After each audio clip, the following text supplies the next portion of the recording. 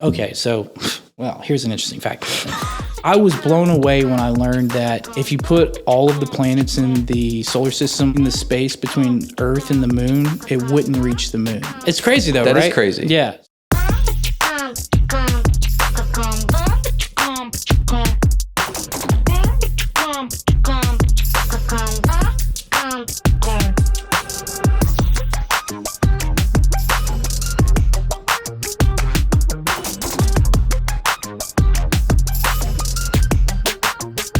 All right, everybody, welcome back to What Can We Get Into? This week we got another amazing guest. We got Matthew Birdwell. Matthew and I met, a month ago? Yeah, I guess it was about a month ago. Yeah, probably about that. You invited me to a nice fancy steakhouse for lunch, and I literally couldn't say no. I don't know if that was just special, specifically for me. Probably not. But. No, I mean it certainly was, but it's the best. I think it's the best place in Dallas. So Albernays, fantastic. Yeah. So Matthew, thank you for coming on, man. Yeah, absolutely. Tell people about yourself, what you do.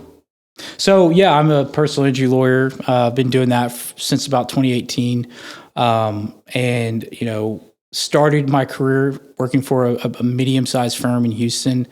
I never thought that when I was in law school, that personal injury was something that I would do at all or even long-term. But when I started practicing with the firm that I was previously at in Houston, something about it kind of, I got a little enamored with it, and it was just sort of the pace of it. And obviously, the fact that, we're helping people out that, for the most part, otherwise wouldn't be able to, that's a good feeling. I worked there for about a year in Houston, year and a half or so in Houston. The firm asked me to manage the office that they had up in Dallas. Was originally on like a 6-month sort of short-term deal. Came up to Dallas, ended up just really enjoying the town. So decided to make it more of a permanent situation. And, I've been in Dallas since, obviously, but about 4 or so years ago, left that firm, decided to partner up with the partners that I have now.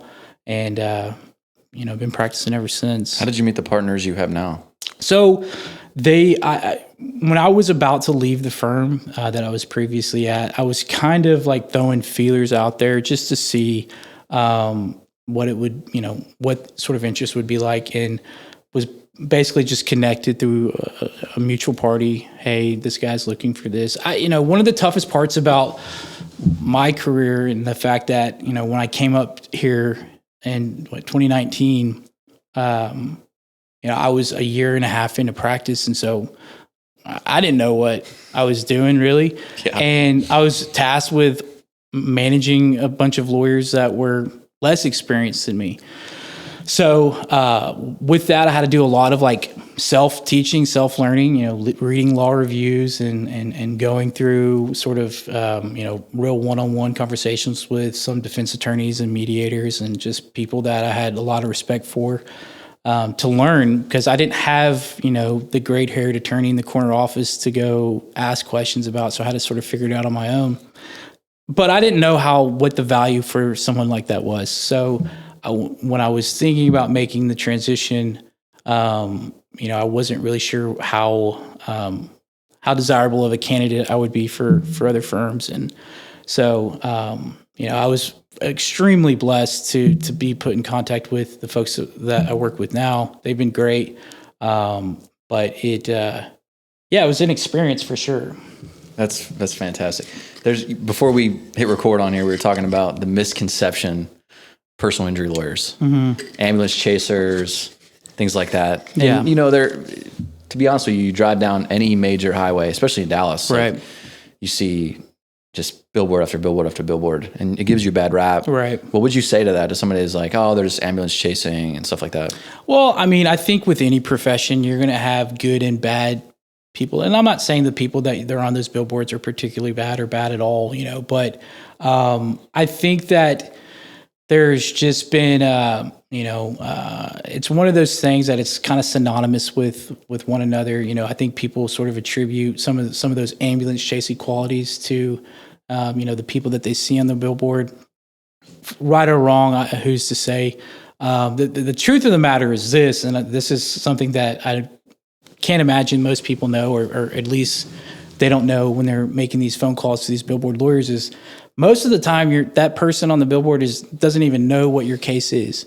So that's not necessarily a shot at them, but if I was handsome enough to be on a billboard, hey, maybe I would be. I don't know. Is that the reason you don't have billboards?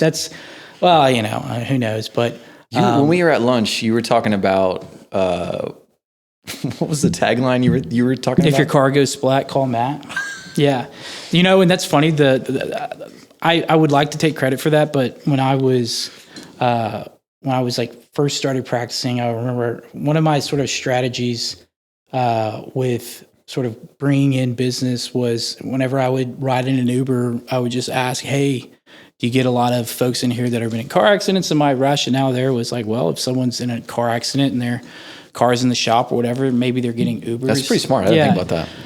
And so I just said, hey, if you know somebody that's looking for a lawyer, I'm a lawyer. So so I was having one of those conversations with an Uber driver, and he just randomly dropped that on me, and it is tongue in cheek, but it is kind of catchy too. They all, not they all, but that's the kind of stuff you see. Yeah, yeah. And I even we a few months back, I reached out to this I don't want to say like a tagline guru, but someone to kind of help out with that.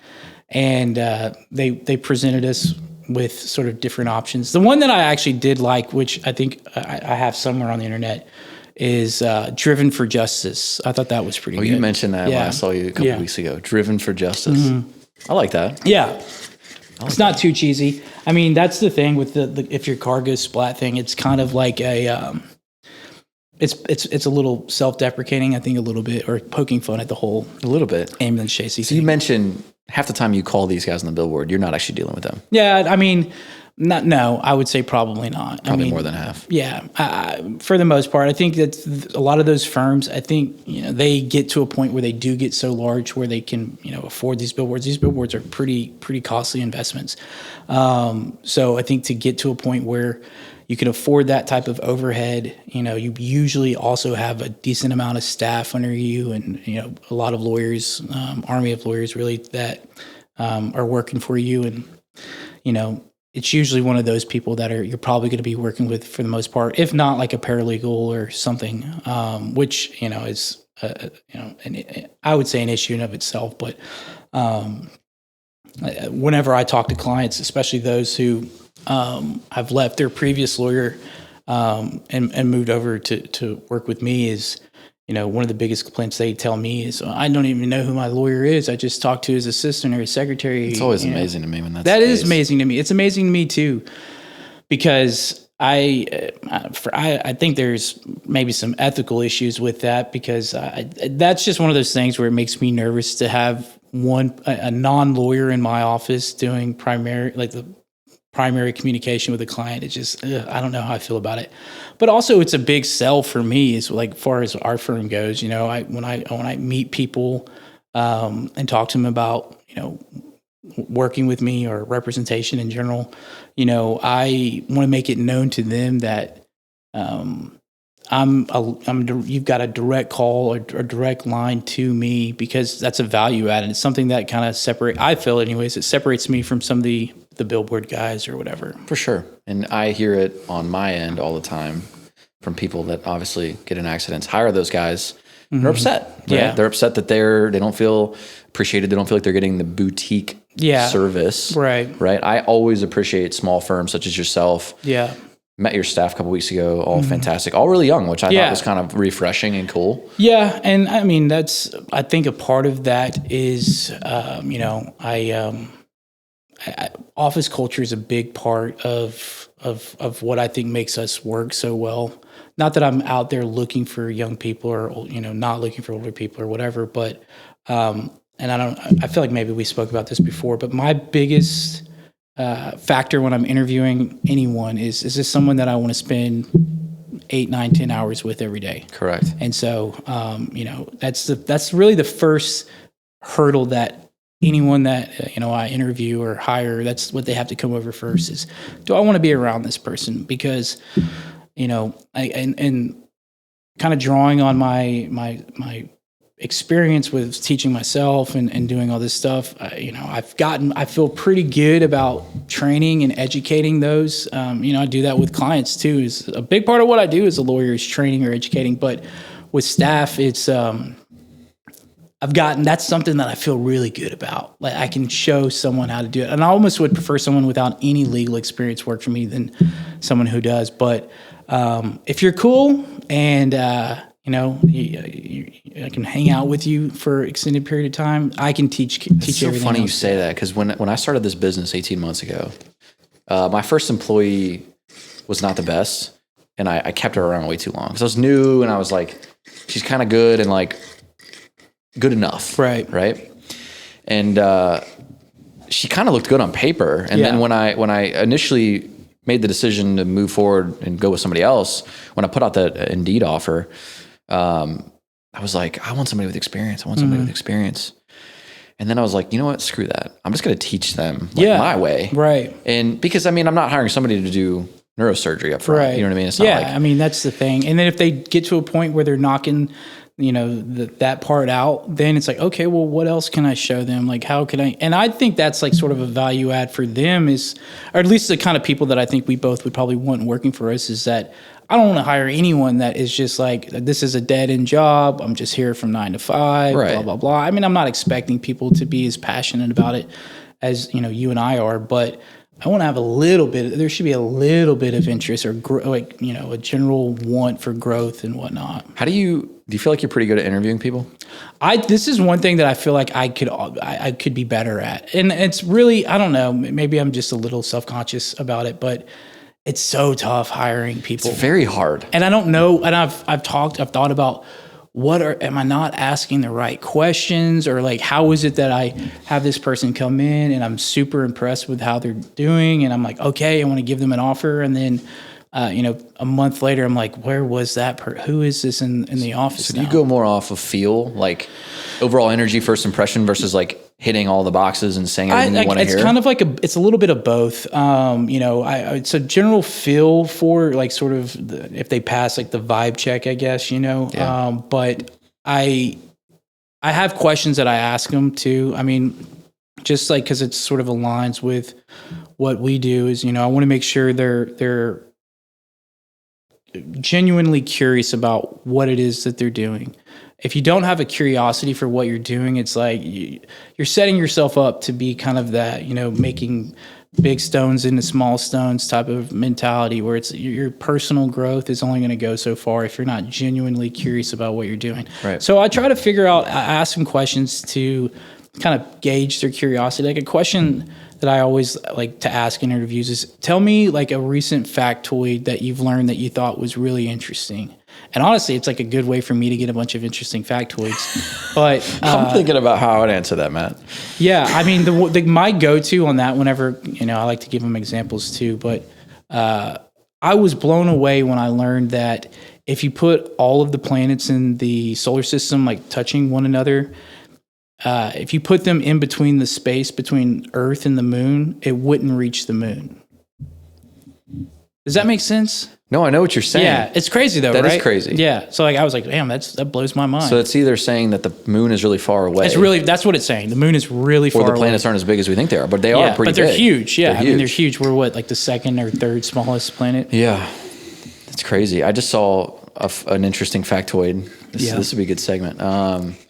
Where Elon Musk was showing the path that it takes to get to Mars, right? Yeah. So you have to do these like elliptical sort of shape to basically meet it. Like almost like if you're swinging a golf club and you're slicing it, trying to get around trees, right? You almost have to do that to meet Mars. Yeah. And I don't know the first thing about space, to be honest with you, but he had this diagram and he was talking about this in one of his Starlink, which is like their Wi-Fi or internet type of venture. And he said, this is stamped on the back, like our trajectory to Mars and this logo is on the back of every Starlink. Because he's like, I take all the money from Starlink to fund my get to Mars or whatever his tagline is, like conquer Mars or whatever. It's kind of interesting too, because when you look at like their orbits too, I don't know if you've been following this like 3i Atlas thing, but it's what is that? Okay, so well, here's an interesting fact. So I don't know if I'm just maybe like one of those people that is just way too into like the conspiracy theory things. Not that I believe them, man, but I do think they're interesting sometimes. Okay. So there was this I don't know exactly what it is. Let's just say it's an astrological mass. Okay, like a meteor or comet, allegedly, who knows, that they tracked, several months ago, and it was traveling towards our solar system. And it was huge. I think they said it was like the size of Manhattan or something, which I guess is big. Is that big for I a don't meteor? know. Yeah, Meteor? I don't know. Asteroid? What was it? It was one of those two. I don't really know that I know the difference, to be honest with you. But it was kind of acting irregularly, or it wasn't acting like other meteors or comets or asteroids or whatever the hell it is. They were saying that it was like slowing down and speeding up and this and that. And it's like, anyway, so this Harvard professor ends up publishing this paper that says it could be a space probe from an extraterrestrial planet or whatever. Basically, the paper, I think, got misunderstood some. Not that I read it, but I just listened to people who presumably read it. And basically what this Harvard professor was saying is that he was kind of creating this whole ruse of his paper, like it could be da, da, da, da, da, da. And then at the end, when he's like wrapping it all up, he says it's probably not, but obviously that wasn't going to grab the headlines. A little clickbaity. Yeah, it was clickbaity. And so it was a huge, well, in my circle, I guess, my circle of the internet was huge, but it was, people were kind of wondering, is this an alien spaceship? Like, are they coming? Is this where it happens? And so it wasn't until like October 29th or 30th, just like last week, where it got its closest position to Earth. And it was never like going to strike Earth or anything like that. They weren't worried about it in that sense, but it was going to get like pretty close to it. And I think people were like, "Ooh, is this?" So can they like see with telescopes and stuff now? Yeah. So the what is it? I think it's the James Webb Telescope. Took photos of it. I don't know that I've seen the photos, but it just looks like a long piece of rock. But how do I know what an alien spaceship would look like? Maybe it is a long piece of rock, right? Who knows? But it was just kind of interesting. Like, oh man, this is kind of crazy. And I don't know. Are you familiar with like the Fermi Paradox? This is another interesting factoid. The what paradox again? So it's called the Fermi Paradox, and it's named after this like Italian astronomer. It's the question of whether aliens exist or not. Okay, that's like the central crux of this paradox. If the way that he kind of lays it out, and it makes sense, but so they speculate. Most people say that the universe itself, the Big Bang happened like 14 billion years ago. And so 14 billion, I mean, it's an inconceivable amount of time. No one could really truly understand how long that is. But I think they say, and forgive me if I'm mixing up the dates here, but about 10 or so billion years ago was when they think like the Milky Way and our solar system were created. And then they say that the Earth was created like 4 billion years ago. And then in the 4 billion years that the Earth has been around, it's been, I guess, and this is where I get a little, I'm not sure about the numbers on this one, but let's just say it's been 300,000 that humans have been on Earth. 300,000, okay. I don't know. Maybe I'm wrong on that. I don't know. But in that, let's just say 300,000 years, and within the last 50 or 100 of those years, we've finally gotten to a point where we can send telescopes into space and we can go to the moon and do these things. And we've accomplished that in 300,000 years, right? Well, Earth is 4 billion years old. I'm going to kind of walk you back now. Earth is 4 billion years old. Presumably there was planets in the Milky Way that were created maybe not right after, because the Milky Way was probably a pretty volatile place to be. It probably wouldn't have harbored a bunch of life, a lot of rocks and stuff, colliding and stuff. But let's just say after 2 billion years, it sort of, there was, calmed down and did all the stuff that, galaxies do, I guess. But presumably there were some planets that were created then. So if we can project that, the first planet in the Milky Way was started or is 8 billion or so years old, where are the aliens at? Because they've had a 4 to 7.99 billion year head start on us. Right. And I think that I've seen stuff from, I don't know what circles you're in. This is a weird corner of the internet. No, I know, right? No, I'm joking. But like Neil deGrasse Tyson has said, it's like statistically pretty improbable that there's no other life forms in our galaxy, whatever you want to call it, our extraterrestrial beings anywhere. Yeah. So that's incredible. What did you call that theory? It's called the Fermi Paradox. So the answer, not that there is an answer because it is a paradox, but the question then turns to what they call great barriers. And great barriers are like great barriers to civilization. So the fact is we're one of two places. We're either past the great barriers, like what the human race has done is unique. No other life form has ever done this before. The way that we've been able to sort of evolve and grow and this and that is unprecedented. Maybe it's the first time it's ever happened in the history of the universe. I don't know how that makes you feel. I think what he's saying is that's pretty with the amount of planets and other, I don't even know what you call them, asteroids and things like that. Yeah. It's pretty statistically low. I mean, it is. It's not because it's like elsewhere. They say like, I don't want to derail this, but when we look out into the sky and we see stars and whatnot, I mean, if there was a way for us to see, there's actually a pretty interesting thing where NASA a long time ago they kept a lens on a telescope at this specific location for an extended period of time that was, from the naked eye, just a black speck in the sky that, presumably nothing there. But they kept, I guess, the exposure there long enough to where when they looked at it after a certain period of time, they saw that it was covered in like stars and galaxies and stuff. So, I mean, it's almost like an infinite amount of other solar systems and stuff like that out there. So, to your point, probability wise, it's like you would think that. The other place where we would go with that, though, this is a little bit more of like the depressing part, is that the Great Barriers are in front of us and we haven't gotten to the Great Barriers. So maybe maybe there are a bunch of planets out there with life similar to ours or, complex life similar to ours. And they get to a point where, they figure out how to blow each other up or widespread famine or, It is sort of interesting. And I also think, I think when I have someone in my office that's near 90 to 100 years old, right? Mm-hmm. You're saying 300,000 years there's been some sort of human life, right? Right. And you think about the past 100 years that we've had. Like 100 years ago, there weren't really airplanes in the sky. It was just kind of starting. Yeah. Cars on the streets. Yeah.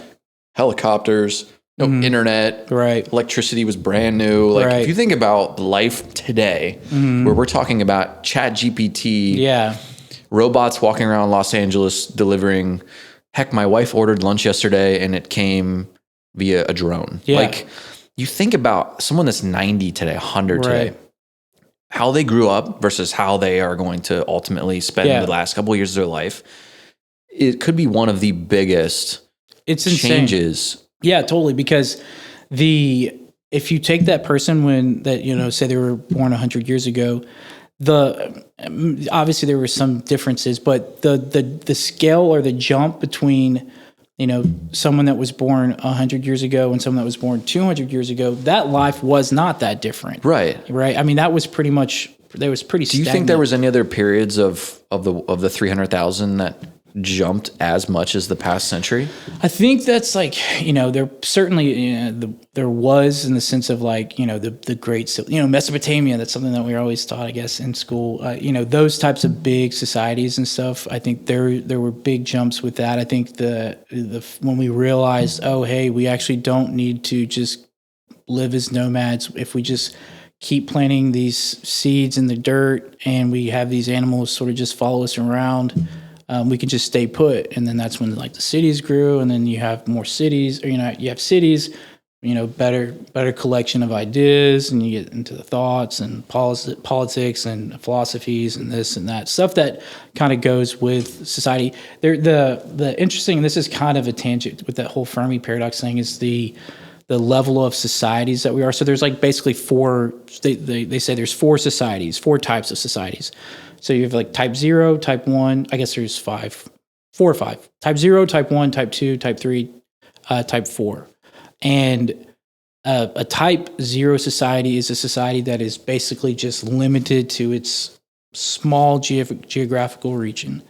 And then type 1 is a society that uses the resources from its entire planet. And then the type 2 is one that uses its resources it harnesses resources from its local star. And then type 2, type 3 is the galaxy, and then type 4 would be like the universe.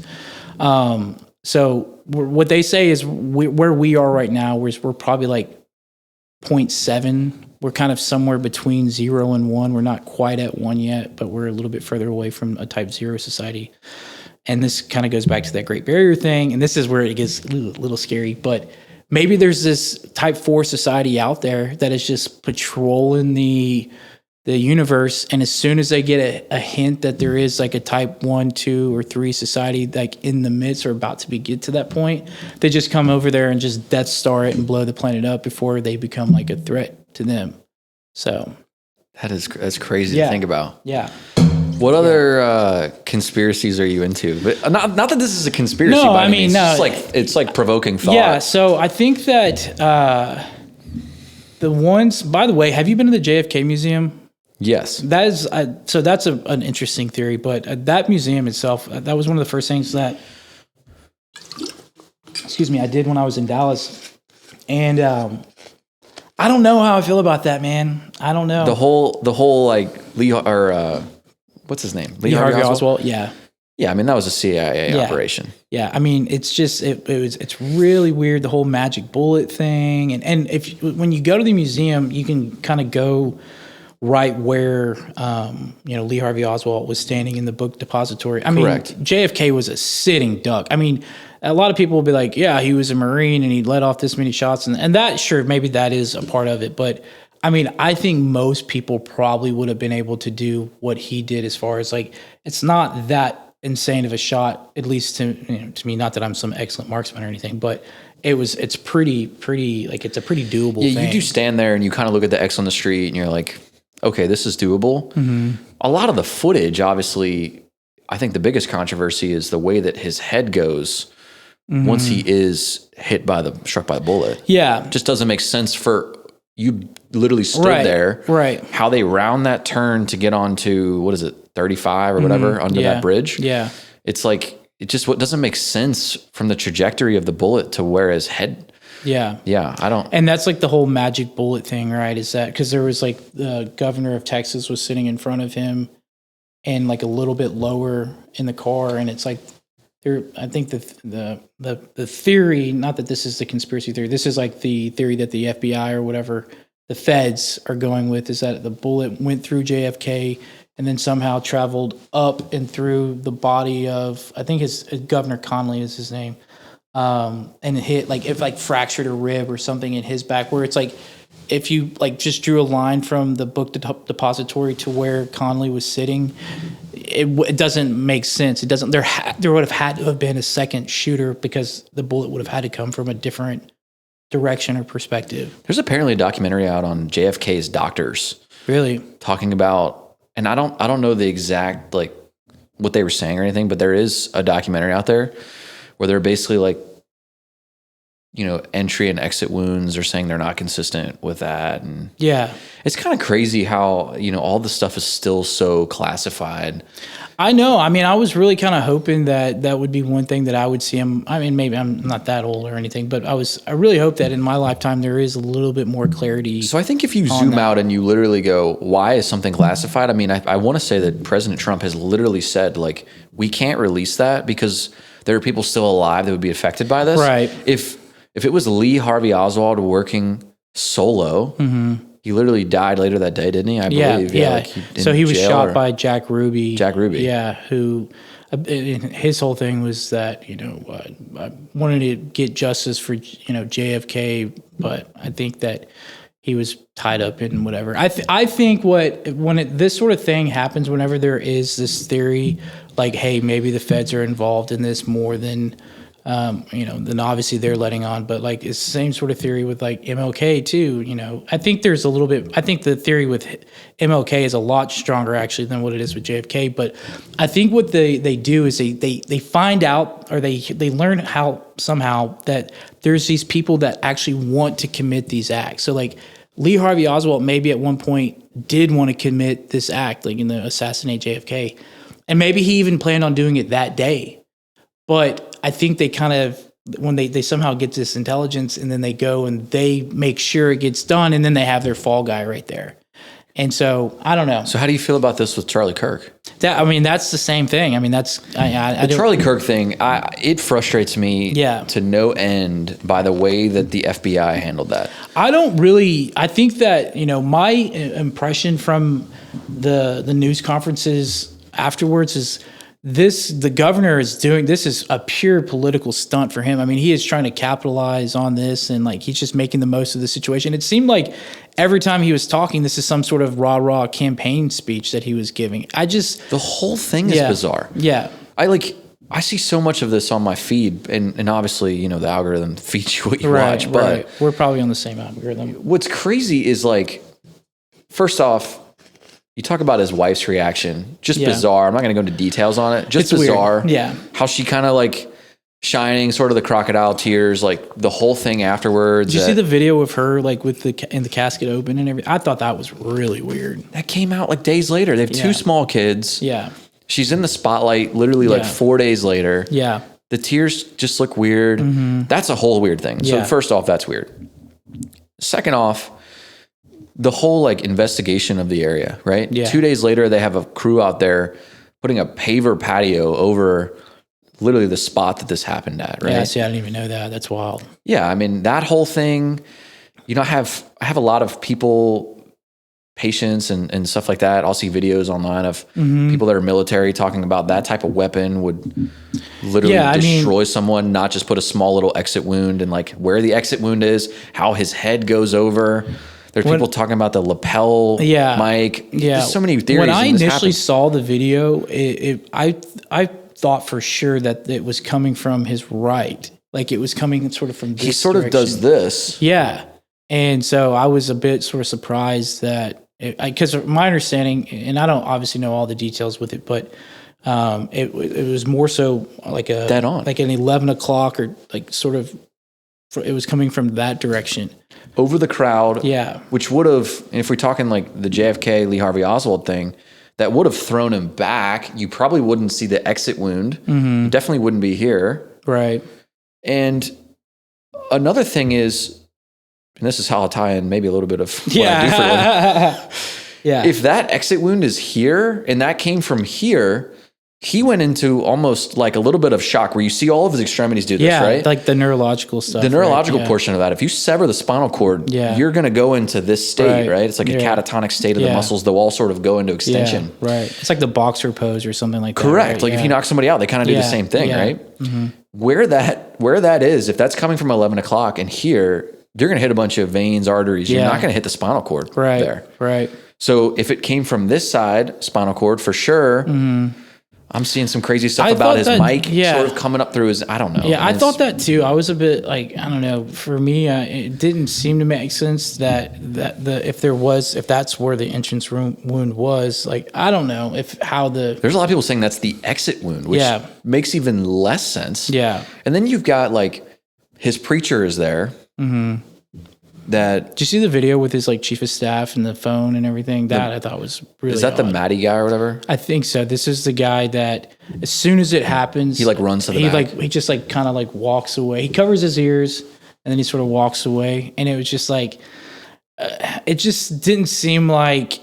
I mean, I'm assuming that these guys were like buddies, right? Like this is no kidding. They're they worked together for however long. He darts after he gets hit. And he kind of just like. He covers his ears, which, I mean, I get that. That's fine, whatever. But And then he just turns around, and people say that he's like on the phone. I don't know that. I think that you could also say that he's still covering his ears and walking away. Maybe that's a trauma response, but to me, that is a wild trauma response, because if that was like one of my really close friends that I just saw get like shot, I'm like, I don't know that I would even be able to process like the risk involved of like going in to help to like, you know, because at least that's what I tell myself that I would do, is that I would probably go and be like, whoa, like, you know, try to help it out. But yeah, I mean, and even like you're on a college campus, there's thousands of people there with cameras, and there's really little footage that's been released. I mean, how many camera angles have we seen of the shot? Like 3 to 4, maybe? Yeah, I've seen probably I've seen, you know, 3 to 4 of you know, Charlie Kirk getting shot, but I don't know that I've seen that many of what he was looking at. You got, not to mention, if you've watched any of his videos, they've got multiple camera angles. So they've got cameras. Yeah, well, that's like part of the controversy too. Is the camera behind them. They're not releasing that. And I kind of get that too. I mean, I don't think that they want to compromise the investigation. I don't know how necessarily that compromises the investigation. I mean, they've got their suspect. Yeah, which, you know. So how we got into this is you're literally saying, okay, the government finds somebody that potentially. I think it's a lot easier now than it was in like, you know, 1960. Yeah. But I think this, you know, I'm Tyler Robinson, I think is his name. You know, I think that maybe he had a motive to, you know, shoot Charlie Kirk? Yeah, I think he probably did. But to me, I don't think that he was I don't think he was doing it necessarily on his own. I think there probably was some sort of help. Or, you know, I think the roommate thing too is maybe the roommate was helping him. I don't know. I've seen a few theories on that. But another example of that too was the attempted Trump assassination. The same sort of deal where it's like, I think they find these guys that probably did want to do it, even like I said, even on that day maybe. And it's like they're almost there to like, this is I'm putting my tinfoil hat on, but they almost go there to make sure that it gets done for whatever reason, whatever their motivation is. Yeah. So. And then they wait till things cool down. Yeah. I've heard tons of theories on like this kind of stuff tends to happen when sometimes maybe the government doesn't want us to, like the Epstein files. Yeah. Yeah. So how ironic is it that the day before this happens, the Epstein files, like they released this book that's got Trump's signature in it, like happy birthday, Jeffrey, happy 50th birthday. And like all kinds of sexually obscene things in there. Yeah. Like literally the day before, everybody's panicking, like, where are the Epstein files? This happens. Have you heard anything about the Epstein files? No, you haven't. Yeah. So it's like this sort of, you know, you're over in Spain and you got the run of the bulls with the like, oh, over here. And it's like, oh, we forgot about it. Right. Yeah. I don't know if that's true or not. I tend to try to look at these with an open eye, but the conspiracies, another conspiracy I saw last night, which this is a whole nother rabbit hole, is, did you see that plane crash in Louisville? Yeah. I was actually going to ask you about that because that's probably not too far from you, right? That's where I worked for 5 years prior to this. Yeah. Everybody I've talked to didn't know anybody. I treated a lot of UPS pilots when I was there. Most of them are highly, highly trained, so I don't think it's anything that could have been prevented. But you look at something like that. Now, granted, there's a lot more fuel involved with this situation. Like, it's taking off going to Hawaii, so 8 hours of fuel, 8.5 hours of fuel on this MD-11. But it's like, I saw a comment on the video. It was like, why didn't the Pentagon look like this on 9/11? Okay, that I've seen like it, and this is back in like sort of I'm not gonna say the early days of the internet, but I remember watching like videos online. Probably this is way before YouTube, but someone had made a video where it literally looks like a missile firing into the Pentagon. And I don't know that I've ever seen an image of the Pentagon afterwards where there's like wreckage at like a plane wreckage at the Pentagon. It's just bizarre. And like Tucker Carlson has put out like a 6-episode series of all these like CIA guys at the time talking about it. So many people are like, this is just weird. Like the whole thing, like the way that the buildings came down. Yeah. There's a third building that's 3 blocks away that fell that nobody talks about. Right. The day before, like all this random knowledge I have in my head. Yeah. The day before this whole thing, like the Secretary of the Treasury comes on, like there is $3.4 billion that we can't account for as the Treasury. Yeah. And the only evidence of that was in the Pentagon. Right. And the fact that they were doing they they're doing some sort of training exercise, like the Air Force or some maybe one of the military branches. They were doing a training exercise, or they were planning on doing a training exercise of what they would do if a plane flew into like the World Trade Center. It's like that seems a little weird. Like this we could have a whole podcast on this. I mean, the guy that had the lease on the Larry Silverstein, like 3 weeks before, took out a $1.4 billion policy for terrorist attacks. Really? That's a fact. Oh yeah, I remember reading about that case in law school too. Actually, yeah. He did that. It was the only day in like 5 years he didn't show up for work because his wife scheduled him a dermatology appointment. That's wild, man. So he worked in the trade centers. I heard some stuff about some politicians and American Airlines or United, I guess it would have been United stock or American. I don't even know what the planes were. Getting, shorting that stock like 2 days before. Just all kinds of crazy things. And I mean, it's also one of those things too, where it's like, where I try to be careful with the whole conspiracy thing is like, if you're a hammer, everything looks like a nail. So if you can find conspiracies in virtually anything. So it's kind of like trying to figure out. That's why I would say that I defer towards what we're being told. Maybe that makes me like a sheep bootlicker or whatever. But there are some things where I'm like, okay, that's a little weird. That's a little odd. Yeah. But I think there's levels to it. Like you were talking about the 0 through 4 on like levels of us as civilization. I think there's levels to it. I'm on like the first level. I've got people I talk to that are like saying stuff, and I'm like I'm even trying to be logical. I'm like, this doesn't make sense. Yeah, like the Illuminati and whatnot. Yeah. What other conspiracies are you into? Let me think of a good one, man. I think that you could make an argument that every major war of the 20th and 21st century has a pretty decent conspiracy tied to it. So like World War I, that was like the Zimmerman letter where, we intercepted the letter that the Germany sent to the German ambassador in Mexico, basically Germany promising that this, help us, we'll give you back the land that was taken, blah, blah, blah. And there's some controversy over whether that was an actual thing, if that's like legit. So that got us in the war, though. I mean, that was a big motivator for getting us in the war. Then World War II, the whole, people like to question how much notice, FDR had about the Japanese bombing Pearl Harbor. Right. They say that like the Australian government basically told the U.S. like, hey, they're Japanese are like either planning an attack or like heading your way. And we kind of were just like, let's see what happens because it gets us in the war. The Vietnam, I think, what is it? The Gulf of Tonkin incident. And I don't know. I'm not as familiar about what all happened with that or why that is. There's a conspiracy tied to it, but there's a conspiracy. And then obviously the whole 9/11 thing. 9/11 one's always been interesting. Yeah. I haven't finished that. The documentary just came out on it, but it came out like 2 months ago. But they have a lot of people that are like talking about like the very first episode is this guy that was CIA and basically watching these guys that did this beforehand, and he had pretty good idea that this was going to happen, and like was trying to alert people higher up in the FBI or CIA. I don't know what operative it was.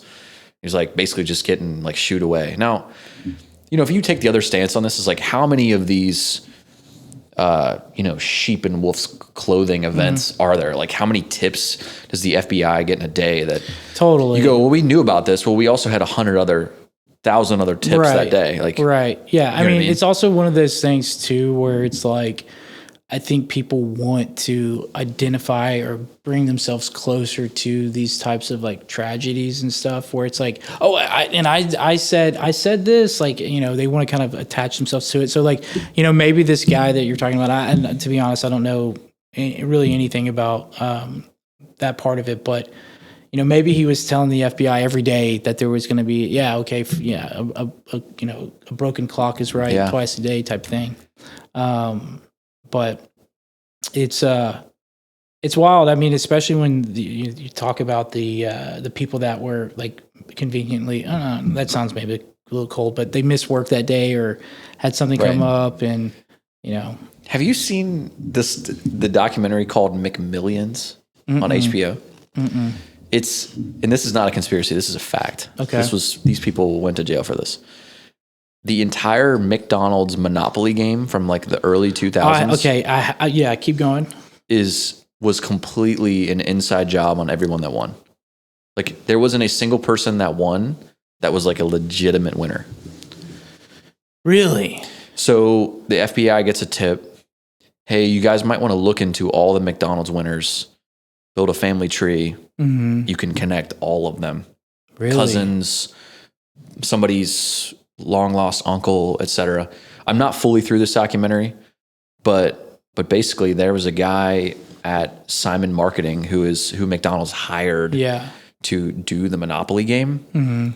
And I haven't been through it yet, but like the episode just introduced like the Italian mob. Oh, the Italian mob's in there. The mob's in there too, huh? Yeah, so it's like it's crazy, but the way that they went about like getting these people, and like I said, I haven't finished it, but like the head FBI guy that was in it, they went undercover and acted like they were doing like, hey, we're going to bring all the winners together and like, we're going to do a press conference and we're going to talk about what you're going to do with the $1 million. And the FBI guy kept going like, cause he was acting like the director because FBI, right? Yeah. So they bring somebody from McDonald's, they got the FBI in there, like running the cameras and everything.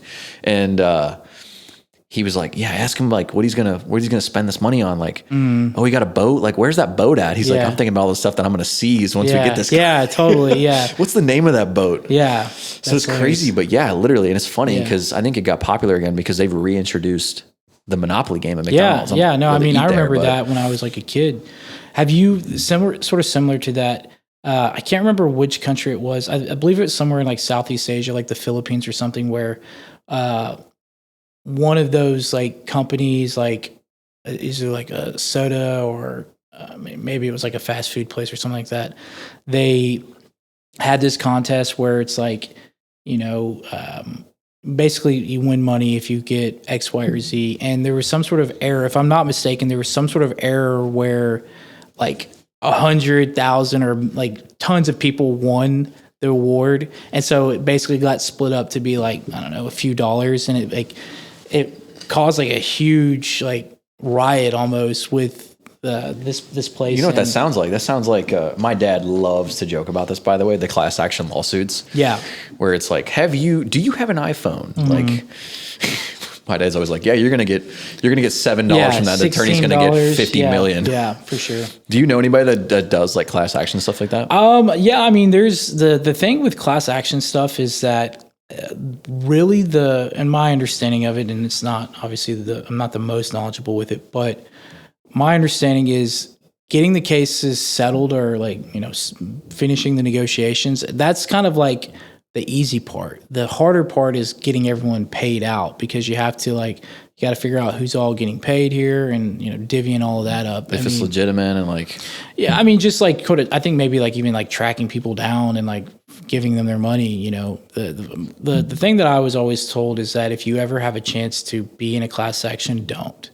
Really? Yeah. You want to as an attorney or as a client? As a client, you want to get out of it. Yeah. Because your interests are now commingled with the class's interests. Right. And so who knows, maybe you've got a worse issue or something that, maybe your case is better than the rest of the classes. Right. So why would you want to be involved in that? How does that vary? Like say like one big thing was like class action lawsuits for like the meshes that people get it's a big part in abdominal surgery, right? Yeah.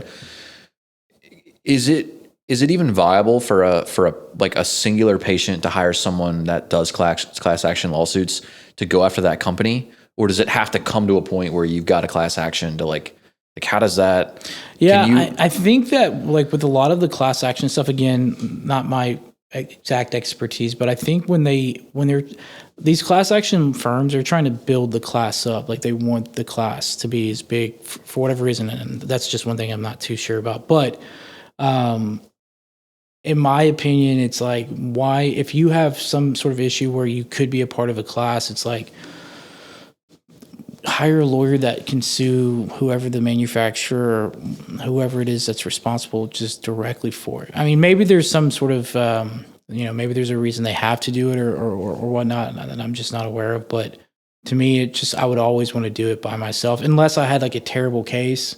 And I was like, oh yeah, $16 is more than I had yesterday. Yeah, you know, that's like crazy. that's kind of how I would. It always seems sort of scammy when you get them. It's like, because it's always like, I think anything that's on like daytime television is like, I don't know about this. Yeah, like the last one I saw was, do you have an iPhone? And did you have it in 2017? And did you use Siri? It's like, I think. Like, how do they, when they go back that far? One, how does statute of limitation work? And two, how do you prove that someone had an iPhone and used Siri?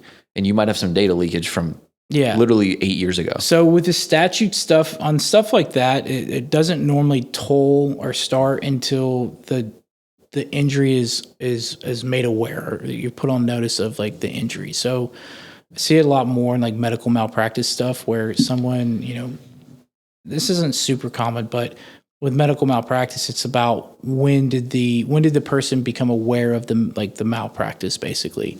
And so my understanding is that's how it works with that too. So with like, you know, something that happened in, you know, 2017, maybe it wasn't until somewhat recently that they learned about whatever it is that this iPhone was doing. And so now that's when they're trying to build this class up. And obviously the longer that time period lapses, probably the less of a case you have.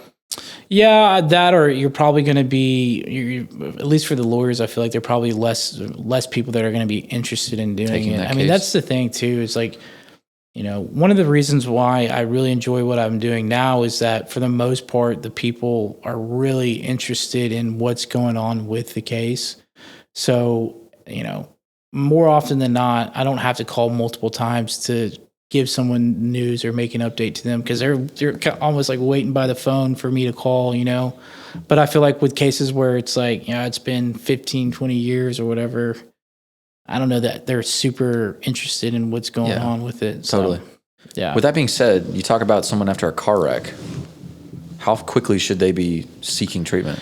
I mean, treatment, I think as soon as you can. Obviously, it's going to depend largely on how injured you are. I think with, you know, a lot of folks, your adrenaline is just pumping when this happens. And so most people that I talk to don't even realize they're injured until like they're at home laying in bed like several hours later. So, you know, then it's like, you know, yeah, you can go to the ER then or do whatever, you know, see an urgent care or something. But the best scenario would be, as soon as possible, because the way that insurance companies see this, they're so fixated on like gaps. Are there gaps in treatment? And this is where I kind of really butt heads with a lot of defense experts, is because I don't really see, I understand it, but I think the whole gap in treatment thing is a little overblown. It's like a thing that the insurance companies have, you know, told us, and it's been such a common thing that they use and say that we've kind of all just been force-fed it and forced to believe that is it an excuse not to pay, basically? Yeah, of course it is. That's absolutely what it is. But I don't know that I don't understand necessarily what is so bad about a gap in treatment, because the argument that they'll make is, well, injured people don't have gaps. So if they had to go 2 weeks or a month or, you know, maybe even longer, that person's not injured because injured people, they don't wait a month or longer. Well, it's like, have you ever known somebody that's like taking, you know, a single mom that's taking care of 3 kids at home? You think she's got time to like, you know, do all the stuff that she needs to do for herself? She probably hasn't thought of herself in several years, you know? Right. So her whole motivation is making sure probably her kids are taken care of, they're fed, lights are on in their house, you know, clothes on their back, that type of thing. Her instinct is probably not going to be, I need to maintain a consistent treatment schedule because the insurance company's going to discredit my claim. I mean, that's something that I don't think the layperson would ever know unless they had a lawyer. So that's, you know, I think, you know, where it's one of the benefits, I think, of having a lawyer is getting that type of guidance, because intuitively, I think most people would say, well, when does it matter? Why does it matter when I do it? I know that this was, you know, I wasn't feeling like this before the accident, and after the accident, now I am. So, but, you know, that's just one of the things. I would always say this too, is that the best thing that you can do is to avoid gaps of treatment. Don't even give them the argument that this is, you know, obviously I'm being, you know, I'm trying to finesse how insurance companies come at me with this, but the best case scenario is just to be as consistent as possible. Follow doctor's orders. You're going to save yourself a lot of headaches if you do that.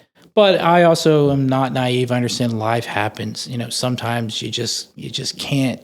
There's something that's going on.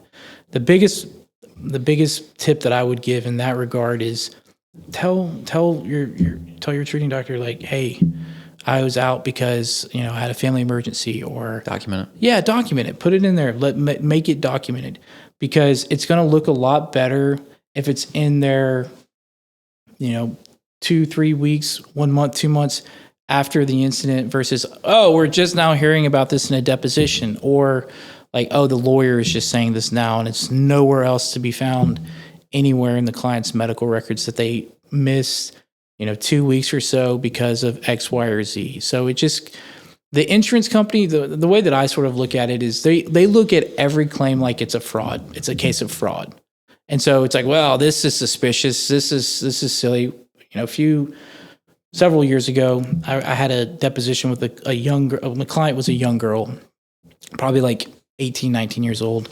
And she had a lower back injury, and in her deposition, the defense attorney brought out social media posts of her standing on her tippy toes, kissing her boyfriend. And somehow that was to discredit her injury. Like, could you believe this ludicrous behavior? This girl is standing on her tippy toes. Wow. And it's like, so they look for any really excuse to discredit. How often do they come at you with, hey, this accident or this injury was pre-existing? A decent amount. So I see it more with certain insurance companies than others. So, for instance, like Farmers, they want 5 years of previous medical experience, medical history, almost on. That's kind of where I feel like, that's a tell that they give me. That's, ooh, maybe I have them on the ropes here. When they're asking me for 5 years of previous medical history or medical records, I feel like, maybe they're kind of grasping at straws. But Farmers is really, really bad at needing that type of stuff, but they will all try to incorporate. If they can catch wind that there's some pre-existing injury, they're almost certainly going to do that. Insurance companies at the end of the day love to point at the empty chair. It's not our fault that this person's injured. It's because of the accident they were in, 2 years ago or 2 years before this. So that's what's caused it. Or, well, they are obese, and so it's probably because of their obesity that's the reason why they're feeling this pain. Or they work in a very blue collar laborist type job where that's the reason why they are having this pain now. And it's all just like ways of shifting blame, and it's all profit motivated, right? They know that as long as they can deflect and point the finger somewhere else, it's not pointed at them. And if it's not pointed at them, then they're not liable, or at least they're less liable than what they would, usually or should be, really. At that point, if it is related to a previous condition, do you do like a percentage deal? When I worked with my mentor, we did some, I wouldn't say a decent amount of PI because that's not true, but we had enough to where I learned the ropes of it. Yeah. And he would always kind of educate me on, hey, when you're doing a note for someone like that comes in with a car wreck, make sure you ask them if they'd had it before. Mm-hmm. Most significant car wrecks are, like this is brand new. I can't turn my head, right? Right. But every now and then you'll be treating someone, they'll get in a car wreck and it gets exacerbated, it gets worse. Yeah. Right. So we always used to document, or I always document percentage worse. Yeah. Is that a good way to do that? I mean, it is. I mean, if you are seeing someone because of injuries you sustained in a car accident, and then you get into a subsequent car accident, you're really hurting your case. I mean, it's a really tough thing to kind of overcome.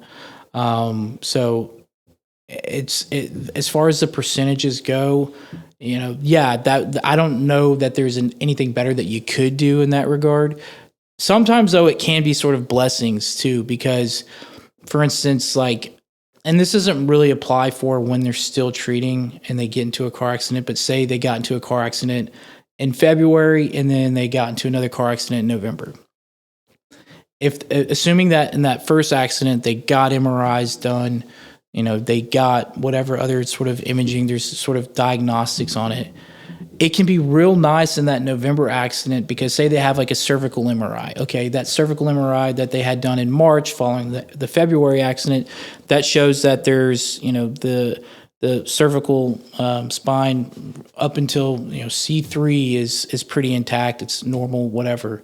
There's a smaller herniation on C5, C6, blah blah blah, and then for that November accident, they get imaging again following that, same part of the same neck and everything. Oh, but now there's a 3.5 millimeter herniation at C2, C3. So that helps you. That's where it's kind of a blessing in disguise, because now we know it's an acute injury, or at least we have strong evidence to support the fact that it's acute. So in those situations, it's kind of nice, but either way, I think you're probably better suited. And not that people have control over this, or else they wouldn't be in the situation in the first place. But yeah, try to not get into accidents when you're currently, or like you're actively treating for one. What would you say to someone that says, I get in a car accident, but like I don't want to deal with lawyers, attorneys, lawsuits? Yeah. I think that the most important question that anyone should ask themselves when it comes to whether to get a lawyer or whether not to, it comes down to control. Who do you want to be in control? I don't think legal representation makes sense for everyone. I don't think every case needs legal representation.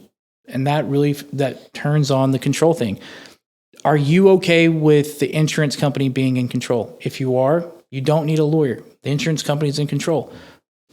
Downside of that is, hey, you're at the mercy of the insurance company, and that's not a great place to ever be in my opinion. But, I would assume that if that's the decision that you're making, this isn't that important of a thing. It hasn't had that much of an impact on your life.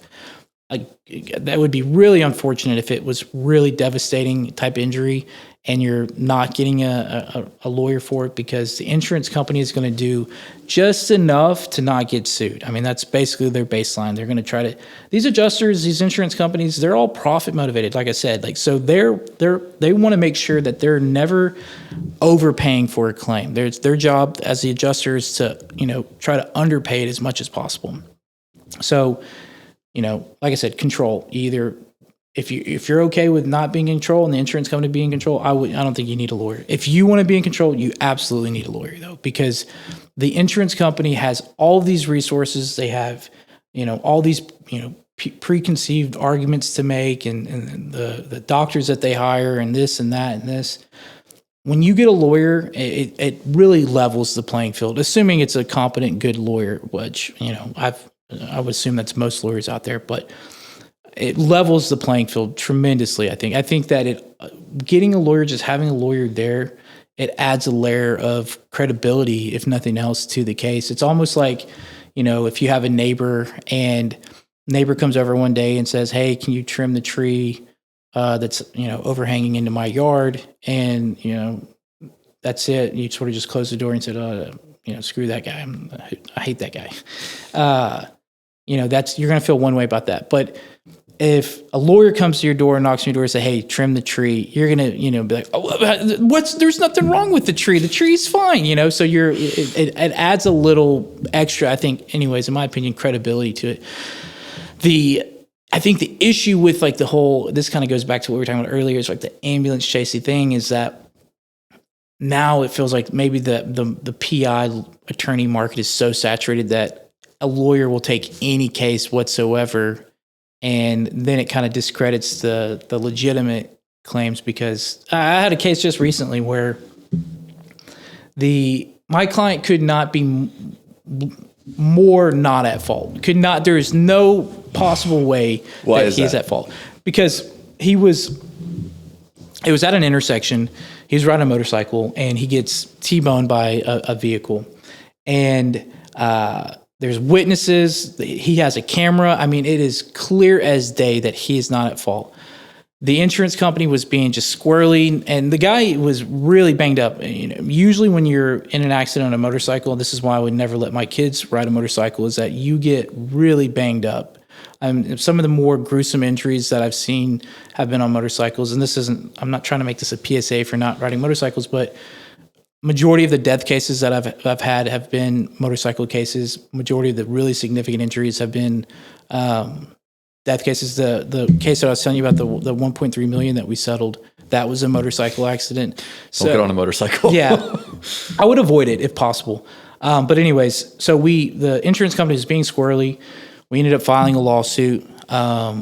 I'm having a tough time getting anything from the defense attorney on the case. And lo and behold, I learned part of the reason for that is, we've been countersued. My client calls me and says, "Hey, I just got served with a petition." I was like, "What? You're getting sued?" The person that caused the accident was suing my client. And like I said, he could not be, there was zero liability whatsoever. I mean, there was mountains of evidence. I wish I had as much evidence on the rest of my cases like I did for this one, that he wasn't at fault. But, some lawyer took that case and probably told this person, "Oh no, we believe you. We think you're right here." And so back to my point, as far as it kind of just discredits everything when these lawyers are kind of taking every case they can. But what's like a dream case? Like what makes a case? What makes you salivate when you get a phone call? And I'm not talking like dollar signs. I'm talking like, this is going to be a great case where it's going to be easier for me to defend the XYZ. The person. I mean, that's really ultimately, that is I guess this is kind of getting full circle here a little bit, but the way that I interview employees is pretty similar to how I interview clients too. I mean, I'm interviewing them as much as they're interviewing me. If I take a client on, I like the person. I have to like the person. How can I convince 12 people theoretically that this person is likable and believable if I don't believe them or I don't like them, right? That doesn't mean that they don't have a good case. They might have a great case. And obviously, if the case is an amazing case, I'll give a little deference to their personality, right? But I've taken plenty of cases where the person just seemed like just a really honest, nice person that I'm like, I feel like it's my duty to help this person. Like, they need me to help this person. So that is to me, that's what gets me the most excited for a case, where I talk to somebody and I try to assign some sort of familiar relationship with anyone that I talk to. So if I'm talking to a younger woman, I'm thinking that's like my sister. Or if I'm talking to a guy like my age, I'm thinking like that's my brother. Or someone who's a little bit older, that's like my parents. Or a little bit, a lot older, that's like my grandparent or whatever. And so that kind of motivates me too, to be just sort of look at it from that perspective, because chances are that person is a daughter or a sister or brother or whatever. So, but yeah, that's easily the biggest factor for me is is this a case I want? And usually when the client is, just a good person, and I'm not looking for, saints to represent here, right? But they're usually a lot more compliant with whatever I have for them. They are usually more motivated by getting better and not trying to get some sort of insurance money too. I mean, those are the clients that I obviously always try to avoid. Yeah. And that's really why PI has the stigma it does, is because of those people who are just, trying to get that insurance money. Speaking of insurance money, how does the value of a case come about? You've got cases that settle for thousands. Mm-hmm. You've got cases that settle for $1 million. Yeah. Is it all based on injuries? It's a big part of it. A lot of it is tied to the injury itself. I mean, that's really the engine that makes the car go, for pardon the pun, but it really is. I mean, without the injury, you're really kind of limited on what type of arguments you can make or what kind of claims you can make. So I would say that there has to be at least some injury, physical injury, or, a mental injury too, could be possible in a limited scenario. But without that, you're going to have a real tough time getting the insurance company to put a lot of value on it. As far as what determines whether this is something that they give a lot of deference to, yeah, versus a little bit of deference, it's going to be, the injury is a big part of it. What type of injury is it? The demographics of the person. Is this, someone who has this, a 22-year-old who has the same injury as an 80-year-old? They're probably going to look at that and be like, well, the 80-year-old's got a lot of degeneration and this and that. And so they're going to factor that into it. Whereas like a 22-year-old, that should be a pretty intact, spine. So there shouldn't be really any sort of degeneration with that. The other thing, and this is one thing that I think that people, at least that I don't know that I was aware of until I started doing this, was the caps on what's recoverable, the policy limits. I mean, that it's tough for me to really tell anyone what they can reasonably expect, no matter what the injury is, without knowing what the limits are, of course. So like, you could have a case where someone is really, really hurt. I mean, like, hospitalized for several days, has to get surgeries, heck, maybe even pass. If it's a minimum policy, you're going to be real tough. I mean, it's really tough to get more than what is on. Are these state mandated minimums? Yeah, so yes, they are. So each state has a different policy limit or a minimum amount of coverage that's required, minimum amount of liability coverage that's required. So Texas, it's $30,000 per person, $60,000 per incident. That is actually, I think it might have recently changed. I think I'm not certain about this, but I think in North Carolina, they just increased theirs. But Texas used to be tied for the highest in the entire country with 30. A lot of other states are like 15 or 25 or less than 30.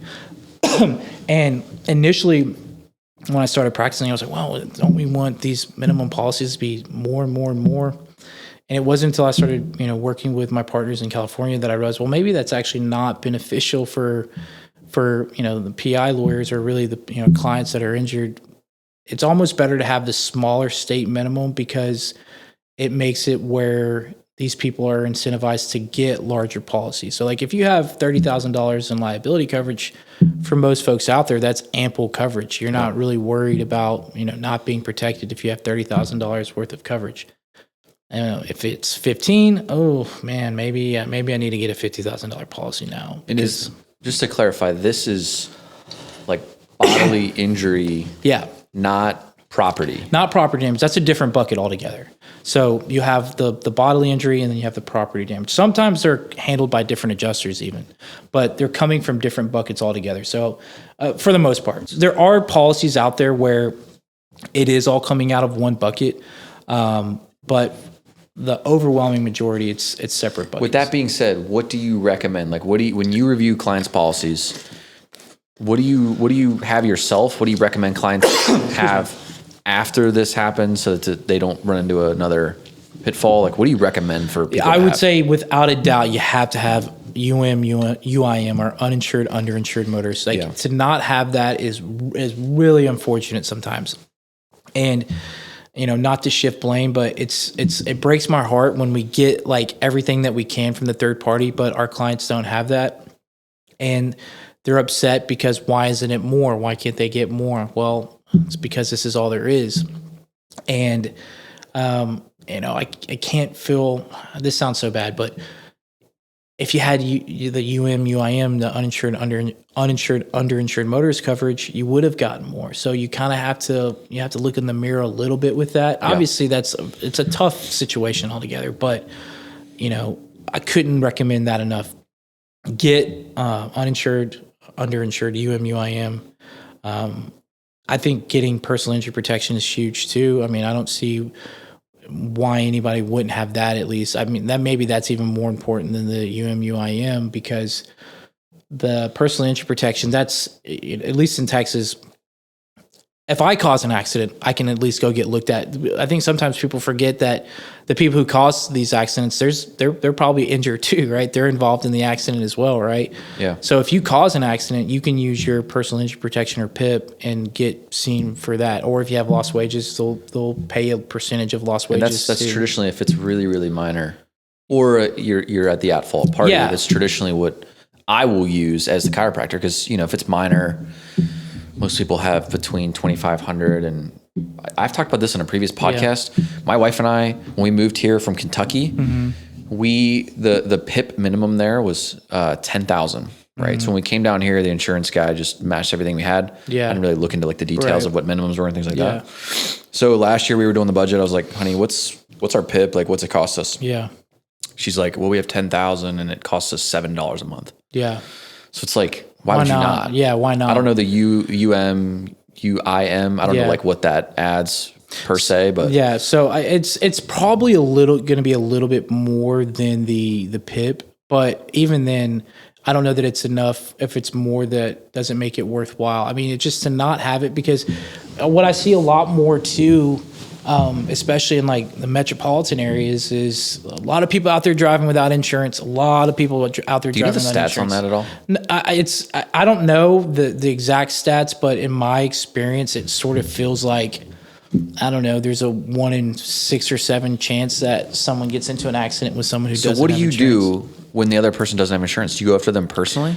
You can. I mean, that's tough. Usually a lot of those people are what we call judgment proof, meaning that you're not going to be able to collect anything from them. So there's a lot of analogies on like getting blood from a pig and stuff like that. Yeah. So it's like, you're going to get a fancy, nice little probably default judgment from a judge, assuming that the person that isn't insured doesn't, they most of the time, in my experience anyway, is that they let those go to default, where the judge just basically makes a ruling by default. It's kind of fun in those situations where you can ask the court for virtually anything, as long as there's like a scintilla of evidence to support it. Oh, we want this for that damage and this for that damage. And the judge, in my experience, is usually like, okay, and just signs the order. So you have this nice judgment, but at the end of the day, that's just a piece of paper. You're not going to, for the most part, you're not going to be able to enforce that judgment just because of people.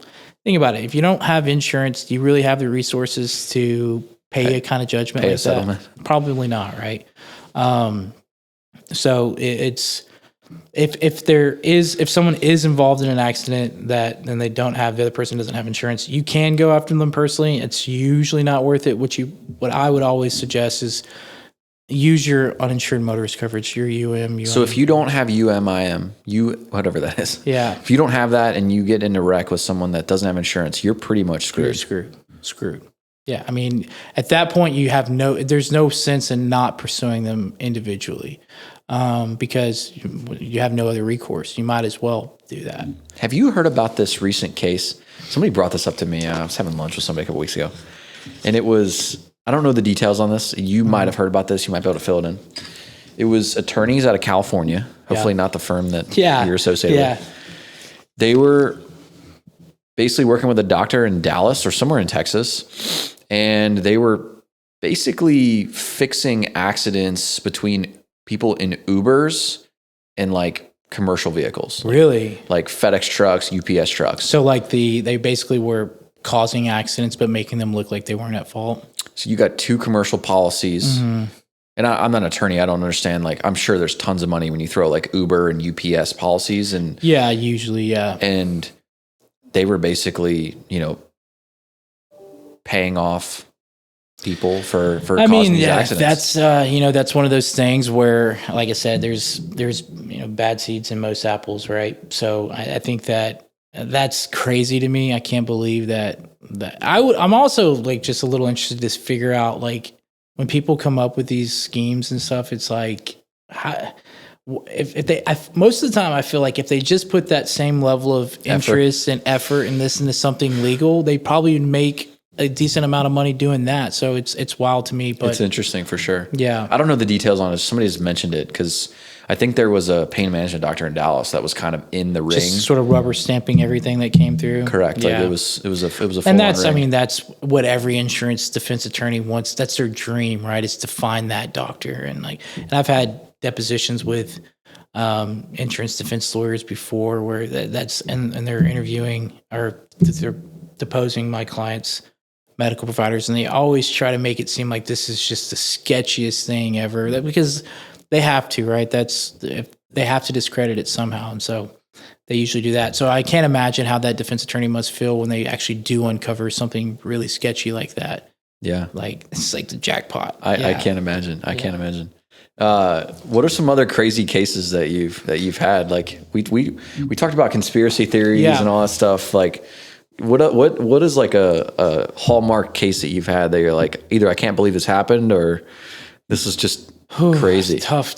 I've had some pretty interesting ones. I don't know how interesting they would be to, like, the average person, but I was reading a little bit about this. This wasn't one of my cases, but this was a case that I think came up in Virginia or somewhere, but there was a lady that was suing, I think it was Geico or one of the bigger insurance companies. She was suing them because her and her boyfriend, I believe, had sex in his car, and she had contracted an STD from him in the car, and so she sued them. And I think that case went all the way to like the Virginia Supreme Court, because the initial trial court ruled that they awarded her, I don't know if it was a judge or a jury that awarded her, but she got like $4.2 million awarded to her, and it went through the appeals process. And I think the Supreme Court, in whichever state it was, eventually overturned the decision. But that's insane. To me, that's a crazy story. So you talk about the value of a case, right? Yeah. With what you just said. Was it consensual? Yeah. From my understanding, it was consensual. I think the issue where she had, I guess it depends on consensual, but she did not know that he had an STD. And so that instance that was where the consent, she didn't consent to having sex with him and knowing that he had an STD. But so what Geico, and again, I'm not super certain about all the details of it, but the Geico's main argument was like, well, because it's an injury, right? You get an STD, that's an injury. The injury you didn't suffer the injury through the normal, ordinary course of the vehicle or the policy. So it's just that case in particular is particularly interesting on a few levels. One, the story, the facts are pretty wild, but two, crazy. The fact that it had to go all the way to the Supreme Court in that state. That's unreal. Because up until that point, she's winning. She was winning. But I'm trying to still think about maybe some crazier ones that I've had, but. I don't know that I can follow anything that I say with something like that, though, because that's pretty good. That's outstanding. And then you throw the number of what that was. You said it got overturned, but it's just it's absurd. Yeah, it's crazy. And honestly, too, it's probably maybe the defense attorney on that case was just hard nosed and wasn't going to take any sort of compromise whatsoever. But usually in situations like that where there is a large judgment, what they'll try to do is offer some sort of settlement after the judgment to be like, hey, we won't appeal this if you just take this. Now, so assuming if that's something that happened in that case, oh my gosh, I'd be sick to like thinking that I'm having like these millions of dollars. And then, I mean, if it were my clients, I would probably say you really want to look into maybe accepting this settlement offer. But I don't know, maybe there was more to it that, maybe this is kind of like the McDonald's hot coffee case. I think a lot of people everybody loves that case. Yeah. They think that, I think that it's getting a little bit more mainstream as far as what actually happened with it. But, maybe this case that we're talking about now, maybe that's one of those situations where I think I know something and maybe there's more to it that made it a lot more credible. What % of cases will settle outside of the courtroom? A lot. With insurance companies? Yeah, an overwhelming majority. I mean, I would say it's probably somewhere between 3 and 5% of cases go to trial. Really? Yeah. Okay. So it's not a big portion. I mean, a lot of the times when we file lawsuits, I expect or at least I look at every case as if it's going to trial. I just have to, because there's just certain things you have to have that attention to detail, that level of attention to detail on any case. But there are a few instances where it gets to a point where I'm like, oh wow, this is actually going to trial. Somewhere in my mind, I'm like sort of thinking that there will be some sort of settlement, and for the most part, that's true. They will eventually, get to a point. At least in my experience, where the insurance company will say, okay, fine, we give up. Here, take this. But the other thing about that is that, for the most part, the cases that do go to trial, there's a huge issue that's being disputed. I mean, if there wasn't like a big issue like that, then it wouldn't go to trial. There'd be some sort of settlement going on. So like, for instance, one of the trials that I took part in, we had to prove that our guy was even in the car. So like the insurance company was basically claiming that, his wife and his child, they got into this accident on the way to school. And then he somehow caught up with them, hopped in the car, and made it seem like he was in the accident too, and he wasn't. Yeah, that was their theory. And so an issue like that's a case that had to go to trial because how do you prove that? It was witness testimony. You're able to get like cell phone records and stuff like that. Yeah, that's one way to do it. I mean, where I think that case turned for us was on cross-examination, where I was cross-examining the defendant, the other driver, Yeah. and she was kind of the one that was really leading the charge that he wasn't there, because who else would it be, right? It wasn't like the defense attorney was there when this happened or the insurance company was there when this happened. So she obviously told the insurance company, he's not there. I didn't see him there. He's sitting in the back seat. That's what we're saying. That's what we would say is the fact. And she claims that he wasn't there. Okay, so when she gets on the stand and cross-examine her, this is what I love about cross-examination is you want to give them as much rope as possible to hang themselves. So I get her talking about how she's certain that he's not there. She never once saw him, blah, blah, blah. She could see into the car. She saw everyone inside the car except for him. She saw this flying, that flying, blah, blah, blah, when the impact occurred. And so I'm just feeding her more and more rope. Okay, what else did you see in there? What else did you see in there? And eventually I pull out the photo from the scene of the accident. And I think this is what's effective for us is that I show her the photo of our client's car. The side curtain airbags had deployed. So what I did was I showed her that photo and I said, and it's kind of a tough story to tell without actually seeing the photo, but I showed her the photo. I said, okay, this is the car that, my client was driving when this happened. Or I didn't say my client, but my client's wife was driving, even though she was a client, but she wasn't a part of the trial because we settled her. This is the car, blah, blah, blah. Yes. Okay, good. What do you see in this photo? Like, what do you see in the back seat? And you could not see anything. I mean, I'm not even just saying that like as the lawyer, but truly could not see anything in there whatsoever. And so I think that's why we ended up winning the case was because, it was basically able to not necessarily prove that he was there, but we discredited her so badly. And I'm probably not doing a great job of retelling this story because you don't seem as impressed as I was. But no. No, I was just teasing. But it wasn't necessarily proving that he was there, more so proving that this lady just doesn't know what she's talking about. Totally. And then you throw in the accident, you throw in all that stuff. How do you get good at, is it experience when you're as an attorney and you're cross-examining and you're just feeding them, you said just feeding them rope to hang themselves. Obviously watching that as a non-attorney, it's almost like, I don't even know what analogy to use, but it's just fun to watch. It's like an art. And it is, watching somebody just put somebody in a corner. Yeah, it is. I think there is an art to it. As far as, I think you can absolutely train and get better at it. And I think experience certainly does help out with that. I do think that there's, just like anyone who's playing golf or basketball or, art or whatever, there's probably a few people out there that just have a natural, hang of it and can do it. Yeah. But I would say most people, they do need the experience to really master it. I love one of my cross-examination is my favorite part about any case. I mean, that's what I really enjoy doing. And I think most lawyers would probably say that. The best part of it, like I said, you want to hang them, give them as much rope as possible to hang themselves.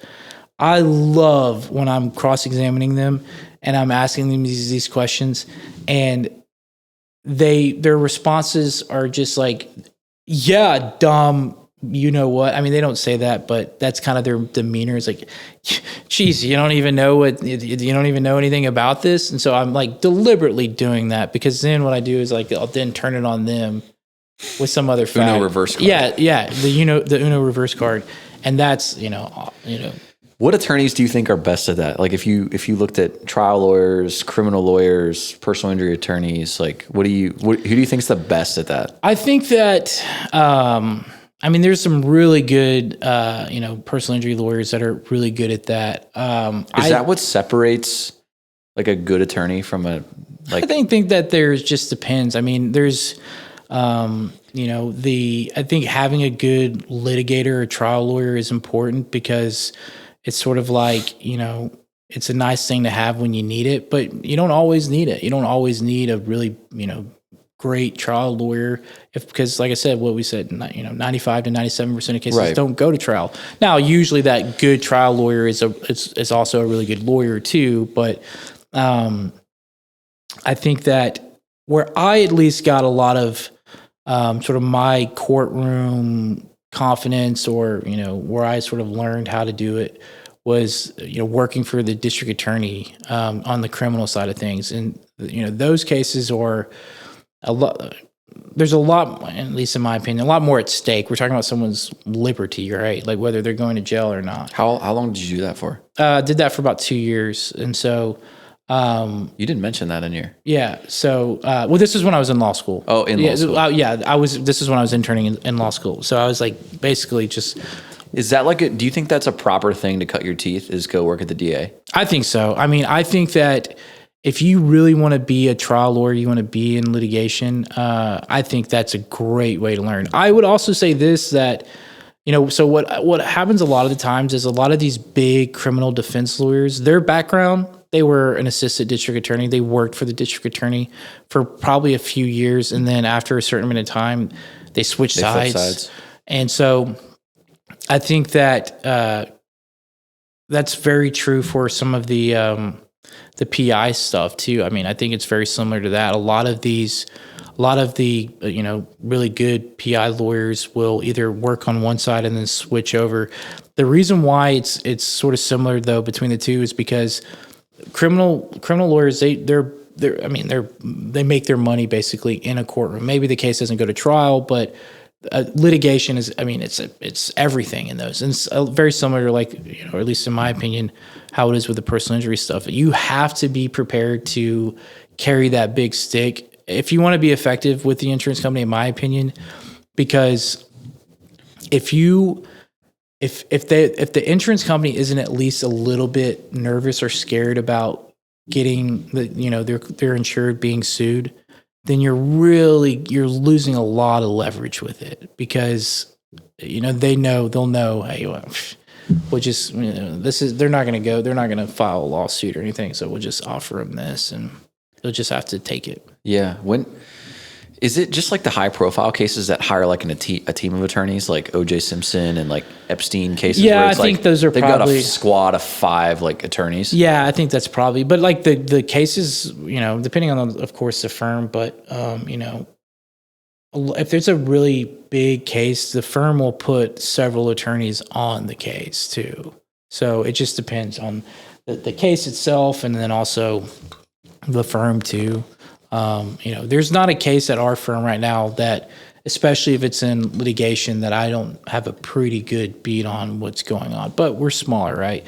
So I have to, because at the end of the day, it's my neck on the line. I have to have some idea what's going on with every case that we deal with. But so I say that to say, well, we could put several lawyers on a case, and we do. I mean, on the bigger ones, we will put. Yeah. It'll be basically. I guess that makes sense if you have a larger firm. So you're a attorney, run a successful law practice. You're a husband. You're a father. What else are you into? This podcast is called "What Can We Get Into?" Yeah, we've gotten into a lot of fun stuff. By the way, I feel like we need to have you back for round 2. I would love it, man. So we can talk I had an agenda here that pretty much went out the window, which is fine. I prefer that. Yeah, so. And that's kind of when you asked me to come, I was sort of wondering, should I do some prep? I felt like do I need media prep or what? But media prep. Did like your PR girl give you some prep on like, hey man, don't talk about this, talk about this? Did you get any prep from the wife or anybody? No, I mean, I thought that it would have, when we've spoken before, it wasn't, I wasn't worried, but I was more so kind of like, damn, I hope that.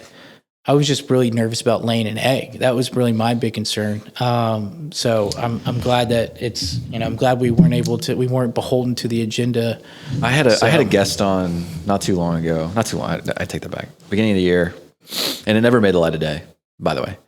But like every question I asked, it was like, well, it depends. Yeah. I was like, take a side of this, please. Yeah, I mean, that's the lawyer answer, though. Well, it wasn't even an attorney. Well, then no, it wasn't an attorney. And I get it. Everything does depend, right? Yeah, of course, right? Like you could have answered every question with, it depends. Like, what do people not have on their insurance policy? Well, it depends. Yeah. Well, of course it depends. Yeah, of course.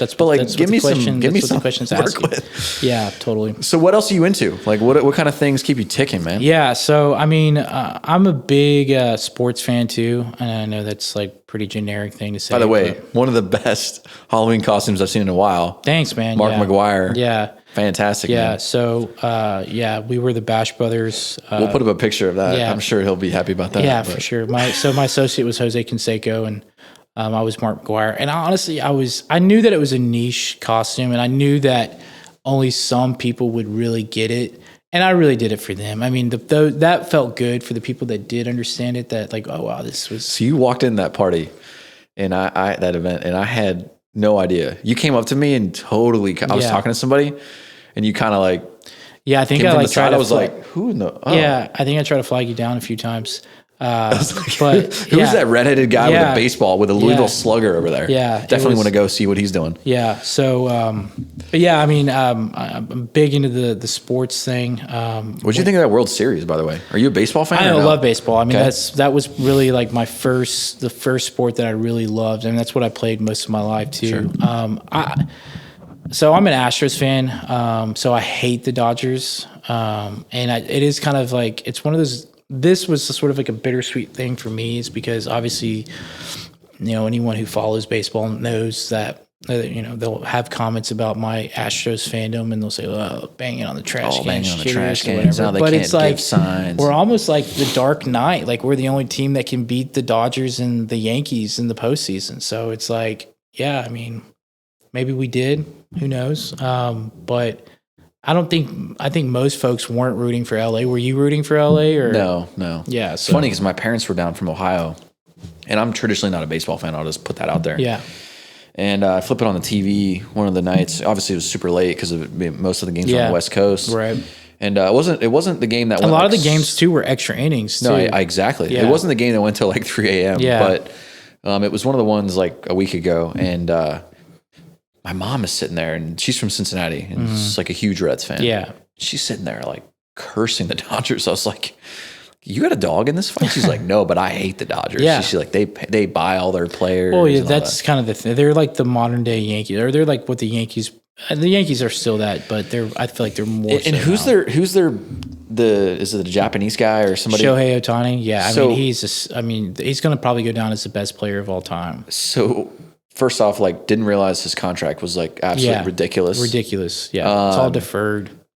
Second thing was I saw a clip today of him like getting interviewed post game and at the end, because he obviously has a translator. Yeah. Does he not speak English? I don't think so. Yeah. So I've heard him say stuff in English before, but it's usually like, thanks, see you tomorrow. Like just sort of. So that's exactly what it was, but it sounded like. Yeah. People were like, oh, he's picked up the California accent pretty quick. Like, does he really need a translator? Or are they trying to keep him out of the media? Right. And so I don't know how much you know about him, but this is a guy that also was like kind of tied up in a gambling scandal. So he not had like Chauncey Billups, right? No, well, not. So it wasn't him, and I'm not sure exactly who this person was. I think that it was his translator or someone in his close like inner circle that had basically just got real deep in like with the sharks on gambling, and I think maybe even stole some money from him. Really? Yeah, and I think he got like charged and sentenced for it, but it was like a big deal. I don't know. I can't remember if it was. I think it was before last year.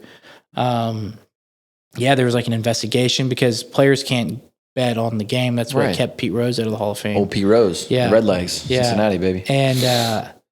So that was like a big scandal, but I mean, I can't remember which game it was in the postseason this year, but it was just insane. Shohei Ohtani had like 3 home runs, and he pitches 2 and like gave up 2 hits and hit 3 home runs.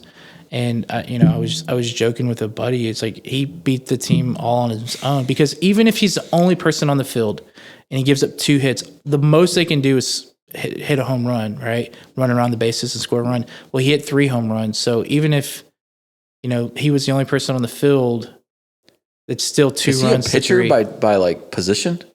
So he's a pitcher. He's a really good pitcher. I think he's a better offensively. I think he's probably where he's stronger, but he's great at both. And I think that's kind of like what makes him above anyone else. I don't know that I've ever seen. So does he play the whole game, or do they pull him out? Because he's such a good hitter. Like, where do they put him when he's not pitching?